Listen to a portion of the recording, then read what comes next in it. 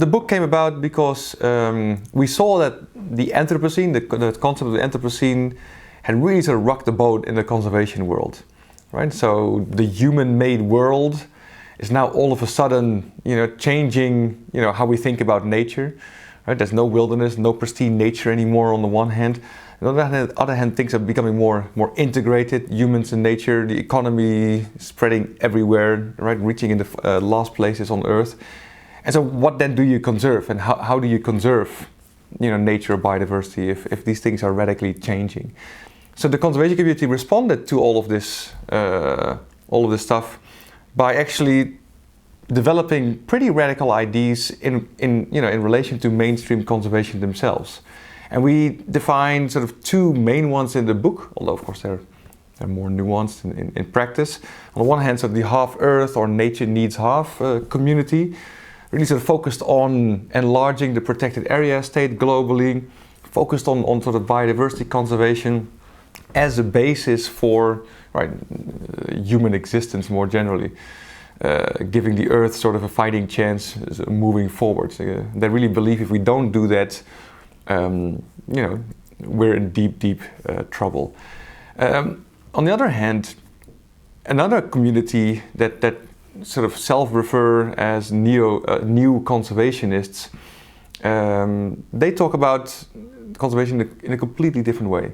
They say we need to get rid of wilderness, the idea of pristine nature that's never really existed, and then we need to integrate people and nature in new and much more sort of intensive ways, including through the economy. And that sort of seems to resonate with a lot of sort of more social theoretical approaches, that have discussed this for a long time, and that I've been part of as well, and my co-author Rob Fletcher. And from that sort of, so we were really surprised when we saw that coming up. But then again, then at the same time they were suggesting that we need to, integrate conservation completely into the contemporary sort of capitalist model. And this is something that both Rob and I have done research on for the last 15, 20 years. And we feel that it's exactly these kind of contradictions between conservation and capitalism that are part of the problem rather than the solution as they propose it. So studying these two sort of radical ideas coming up, we figured, they are touching on the key things that we need to talk about. The way the global political economy works on the one hand, and the relation between people and the rest of nature, or more than human nature. And to integrate those in a new or different way. And that's how we sort of came up with the idea of convivial conservation. Take a bit of both. On the one hand, theoretically, conceptually, try to integrate thinking from political ecology and other theoretical discussions, philosophy, social theory, and to sort of mold them into a more political sort of way for conservation moving forward. So the most realistic way forward for conservation is not to have a silver bullet. Conservation is often sort of thought about, solutions as silver bullets. If we do this, then it'll change the whole dynamic. But actual change, also for conservation and for things that are this big, right? The relationship between humans and nature on the global scale, right, are always multifaceted, are always, across many dimensions. And so we don't posit this idea of convivial conservation as some kind of silver bullet, some kind of magic solution for anything. Rather, we see it as a more of a political approach to conservation, right, that integrates people and nature on the one hand, within a context where the political economy also has to change, where we need to go to a political economic system that doesn't put growth before people and nature, that doesn't have this incessant drive to continue to accumulate, to continue to turn everything into commodities, into resources that have to be put into motion for capital. So we've been working on this link, both Rob Fletcher and I, for 15, 20 years, really sort of starting to empirically test and do research on all these new forms of conservation, like payments for ecosystem services, REDD+, the idea, to reduce emissions from deforestation and forest degradation through the global carbon market, etc., etc. How do they actually work, and do they have the impact that we need? And well, we've come to the conclusion that even though there are some small local successes, perhaps, that on average they don't only not work, they make the problem worse, because they actually legitimate forms of development and extraction that are highly impactful on conservation and on biodiversity. And one of the reasons why we're currently going into the sixth extinction crisis in the history of our planet. So for us it's crystal clear. We cannot move forward with conservation unless we do this in a different political economic framework. And perhaps a lot of people don't like to hear this, but perhaps a lot of people don't think that this is realistic, but we think that that's the most realistic way to go about conservation, right? Mopping the floor with the taps wide open is not a good strategy. We need to close the tap, maybe initially a little bit, and then at some point completely, to work in a degrowth economy where we distribute more. Right? Redistribution now goes from the bottom to the top. We need to distribute it much more equally so that all people can have a decent life, but we also have plenty of space, in our neighborhoods and in other places for wild nature, for the amazing sort of natures and ecosystems that we thankfully still see around in the world today. One key element is that we need to move away from the idea of protection and change that with the idea of promotion. So the idea for protected areas has always been we need to protect nature from people. But if we are ourselves are also nature and biodiversity, which we are, then basically we're protecting ourselves from ourselves in many ways. And we can't trust ourselves to live with each other, with the rest of the world, and hence you're going to start putting fences around it, and that's never a long-term solution. We need to start learning to live with the rest of nature and the uncomfortable situations that may bring, including with predators or other critters and little animals and the ecosystems and all that, and find a way that our actions, our needs, right? And not just individually, but collectively, don't put such a pressure on all the rest of that, so that slowly but surely we see less and less and less of it, as we're seeing right now. So that has a big consequence, for example, for protected areas, right? It's about re-embedding protected areas into the social surroundings that they were sort of taken away from when they were founded, where people were kicked out, literally, of many protected areas around the world. And sort of finding ways in which, to a degree, yes, nature and resources will then be used in different ways, but perhaps also, the protected area going out into sort of neighboring areas where, our ways of living there also have to change. So this is one element, right? Another element, and that is again very specific for conservation, has to do with tourism. Tourism often seen as the great sort of savior of nature because of nature-based tourism, but again, this commodifies nature. It encourages people to fly all over the world to come and look at threatened nature, and doesn't actually solve the problem of learning to live with nature, right? In your own sort of environment, where you live, or getting connected with nature on a deeper level. It often, not always of course, but it often becomes this tick box exercise. Been there, done that, seen the big five, tick, moving on to the next thing. That's not a good long-term strategy for funding conservation and or for saving nature more generally.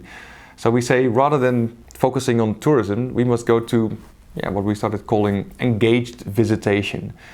Right? Of course, we understand people may want to visit beautiful natural areas around the world, but don't just do it just to tick boxes, right? Try to understand politically how such an area works. And if you really want to do something about it, then either get involved or perhaps don't go there at all.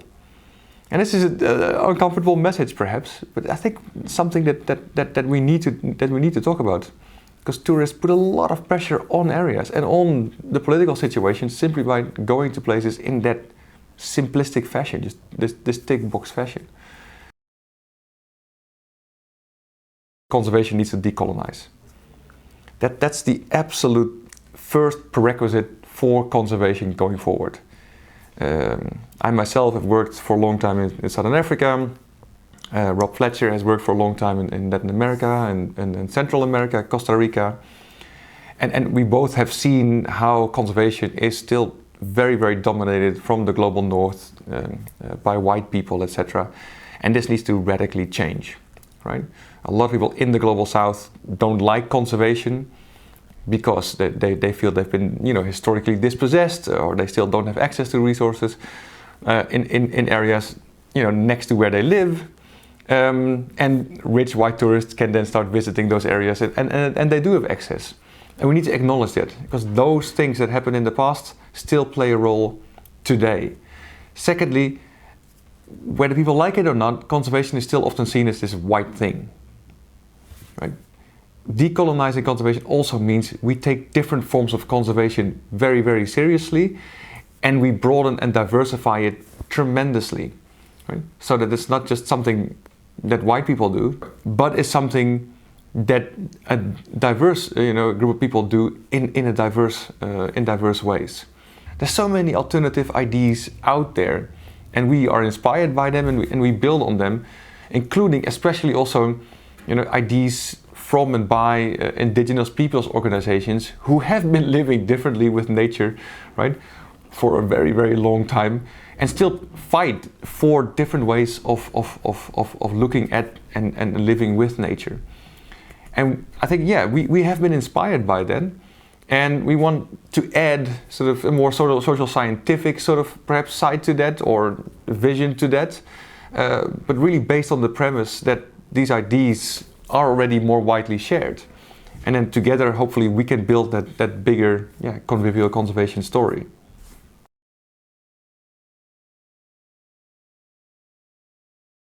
One of the things that we suggest in the short term is what we call a conservation basic income.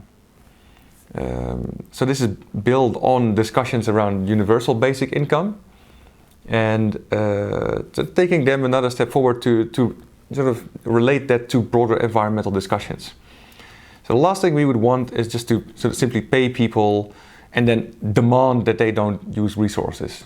This would be the colonial way. Rather, what we would want to suggest is that sort of, we lobby for, decent living standards for people living in and around conservation spaces. And of course, there's very difficult questions. Who are these who are and excluded? I mean, we want it to be as universal as possible, or ideally as part of universal basic income more generally. And then perhaps you don't even need a conservation basic income. But we're sticking for that for the moment, to try to get broader discussions going about different development models, right?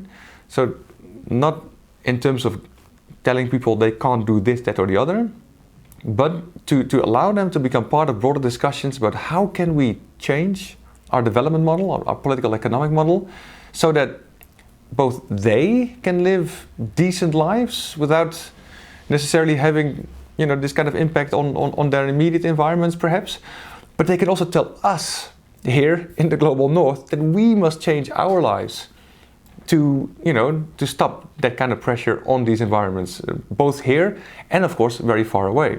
Right? Our cell phones, our computers, all of that, they have direct effects on natures all over the place. And we need to hear from others what kind of impacts that they have. And we hope through a mechanism like that we can sort of then politicize again, right, the conservation debate, and connect sort of the global and the local in that kind of way. The impact that we all have on wild natures and ecosystems is a global thing. It comes through global forms of trade, economic relations, infrastructure developments, etc. And so the solution must also link the local and the global. We can't just ask local people to sort it out and then keep living our own lives, as though nothing changes. No, that means that lives in the global north, in the global south, and in pockets of the global south and the global north in both of these, because things have become very different and changed a lot over the last 30, 40, 50 years, of course. Start seeing those linkages. and start making requisite changes. And this means, I think this is a hopeful vision in that sense, and a realistic vision, because it means that there's not just one group of people need to or can do it. It is a more collective kind of vision, and at the same time that makes it harder, of course, in terms of implementation, because it requires political organization, political action in order to make that happen.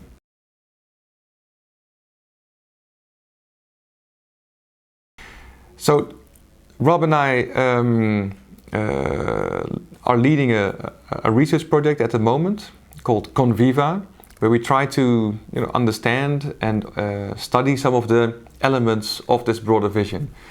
Now, convivial conservation, of course, is a long-term vision moving forward, so there's no ideal sort of situation in practice at the moment. But what we do is look at several cases around the world, in particular in Brazil, in the Atlantic rainforest in Brazil, in California in the US, in Finland in relation to human-wolf relations, and in Tanzania in relation to human-lion relations, to see how things that are being done a little bit differently in these places, what we can learn from them, and how they could be upscaled to further inform the further development of this paradigm. Just to give a very practical example, in Finland they've sort of more decentralized wolf groups or sort of groups where people come together to discuss the relationship with wolves. This is not an easy thing, because there are different interests in relation to the wolves. Some want them to disappear, some want to keep them, obviously, but they are trying at least to have the discussion to work that out.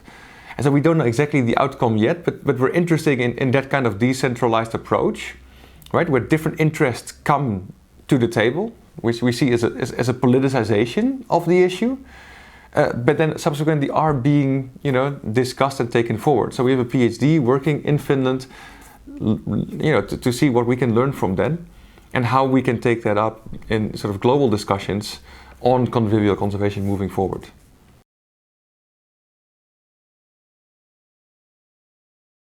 We don't want to make it seem as though the solution is just in consuming differently or consuming less, right? So we don't want to approach people as consumers, but as citizens, as political agents, as change agents.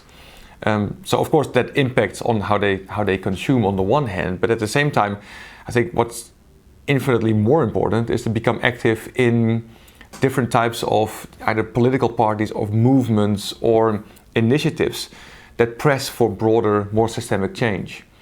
Individual and local actions are important, but we hope that people see them or work through them or do them in relation to other broader things.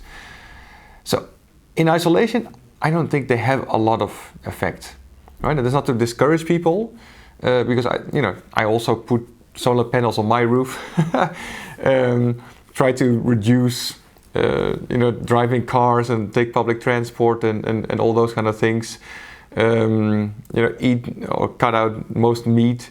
Those kind of things do of course help a lot, but they're not the solution to the environmental problem. And I think more of us now know this and start saying this in all kinds of different ways. Again, the youth movements are a good example where young people are standing up and saying, no, we need more than that. And global elites, global people in power need to do more, especially because they have a larger footprint, they have a larger, and it's about the democratization of conservation or environmental action. You can't just leave it up to everybody individually, but you need to make the systemic changes that are necessary.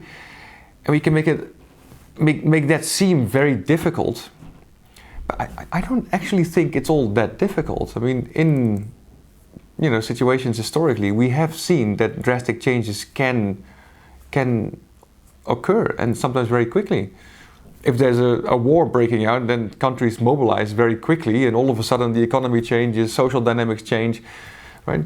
So I don't think that this is necessarily a war, but this is a big crisis, and if we take it seriously, that also means things can and should change very quickly. It won't happen without political pressure. And I think this is the key takeaway, I think, for many people, is to keep up that political pressure, despite, you know, the fact that sometimes you lose elections, you have setbacks, etc., like we see here in the UK where I'm currently, but to keep at it and to keep developing both the broader story within which these changes make sense, and to, you know, try these out on the local level, right? Even though individually they don't make the difference, but the connection does.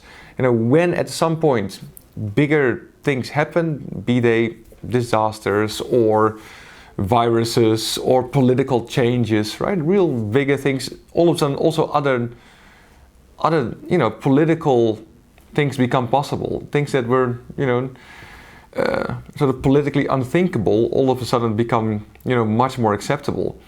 But you need to put them in a broader story, right? So one of the things that we've tried to do in the book is to start painting that overarching story, that more holistic story that brings these things together, so that when you do something locally, when you try to push for certain forms of systemic change here or there, right, you can also see that it is part of a broader kind of thing that is happening, and connections can be made between those. And I think that organizing is now happening, both politically, but also sort of like in terms of bureaucracies or political parties or movements, etc. And that needs to be ramped up massively.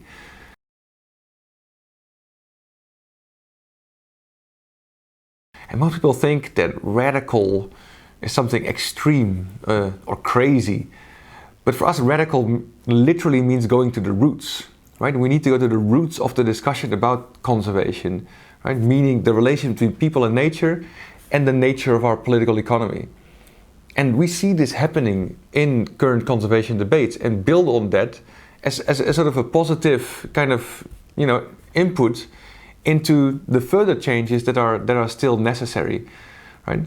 And then radical actually loses those kind of connotations, right? It actually feels very grounded. It feels very much more realistic, right? I think the way the current economy is going, right? If you look at the wildfires in Australia, if you look at Trumpian type of politics, etc., that is radical in the negative sense of the word, right? That's just simply extreme. And if we want to do away with that, we need to get to the roots of these debates.